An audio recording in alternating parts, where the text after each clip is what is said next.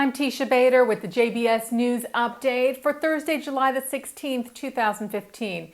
A rocket was fired from Gaza into Israel in the early hours of this morning. Code red sirens went off in parts of the city of Ashkelon and the Ashkelon Coast Regional Council in southern Israel, sending residents running for bomb shelters and safe rooms. The IDF was searching for the rocket, but no damage or injury was reported. In response, the Israeli Air Force attacked a terror infrastructure target in Gaza. IDF spokesman Lieutenant Colonel Peter Lerner said the ongoing rocket fire deliberately targets civilians. He said no person should live under the threat of terrorism, always fearing what will come next and whether they will find shelter in time to save their lives. The American Israel Public Affairs Committee, or AIPAC, the pro-Israel lobby, is urging Congress to reject the Iranian nuclear deal. U.S. President Barack Obama held a news conference about the deal yesterday, saying he hoped Congress would decide on the deal, quote, based on the facts, not on politics, and, quote, based on the interest of the United States of America. Obama also said opponents of the deal, like Israel, had not offered any better solutions to the Iranian nuclear standoff. AIPAC released a statement after the news conference, calling the Iran deal a bad one, and said the alternative was a better deal, stating Congress should reject this agreement and urge the administration to work with our allies to maintain economic pressure on Iran while offering to negotiate a better deal that will truly close off all Iranian paths to a nuclear weapon.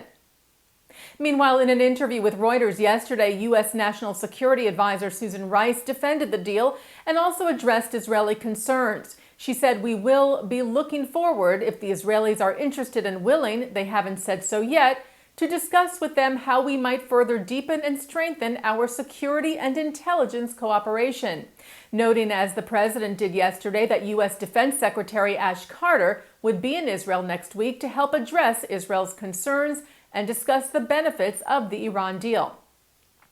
Israeli Prime Minister Benjamin Netanyahu, meanwhile, conducted several TV interviews yesterday. He spoke to NPR, CBS, and NBC, arguing against the deal, telling NBC's Lister Holt that while he appreciates the alliance with the U.S. and support of the president, on this matter there is disagreement. He said the deal with Iran threatens not just Israel, but the U.S. as well.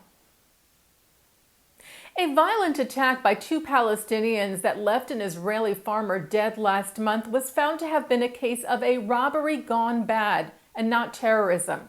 This according to the Shin Bet, Israel's security agency. If you recall, 70-year-old David Bar Kapara was found on June the 24th in his vineyard at Moshav Pedaya, severely beaten. He died of his injuries a short time later. Two Palestinian suspects were arrested the day after the attack. According to the Times of Israel, they have now been identified as Mujahad Dar Asi and Allah Dar Asi, 22-year-old cousins from the West Bank Arab village of Beit Lahia. Their remand was extended today. Bar Kapara's family maintains the attack was a terror. The Shin Bet, while stating that the attack was criminal, noted that it should be taken into account that the attackers were involved in grassroots terror activity in the past. Another former Nazi guard has been charged in Germany. A 92-year-old man was charged yesterday in the city of Hanau for his alleged crimes at Auschwitz, the same day as 94-year-old former SS Sergeant Oskar Groening was sentenced to 4 years in jail for 300,000 counts of accessory to murder while he was a guard at the death camp. The 92-year-old man, who has not been named, was charged in juvenile court as he was 19 or 20 years old when he allegedly watched over transports from Berlin, France, and Holland. 1,075 people from those transports were murdered in the death camp's gas chambers right after arrival. Germany's new ambassador to Israel took up residency yesterday. Clemens von Goetz started his new job in Tel Aviv and said it was, quote, a great honor to represent his country in Israel. He also addressed the, quote, unthinkable crimes of the Germans under the Nazis, saying, "We must not and will never forget the past." Counterterrorism teams from the U.S. and Israel met at the U.S. State Department in Washington on Monday. The U.S. delegation was led by the department's coordinator for counterterrorism, Ambassador Tina Kaidenow. The Israeli delegation was led by Deputy Director General of the Israeli Ministry of Foreign Affairs, Ambassador Alon Roth-Snir, and Deputy National Security Advisor and head of the Counter-Terrorism Bureau, Eitan Ben-David. The meetings are part of ongoing security cooperation and consultation between the U.S. and Israel. And turning now to our programming for tonight, Thursday, July the 16th. At 7:30, Rabbi Yitz and his wife, Blue Greenberg, pioneers of the modern Orthodox movement, speak to Jerusalem's English-speaking radio station Voice of Israel about their life's work and their vision for the future. At 8 o'clock, Rabbi Damelan, who is the mother of a slain IDF soldier, talks about empowering women.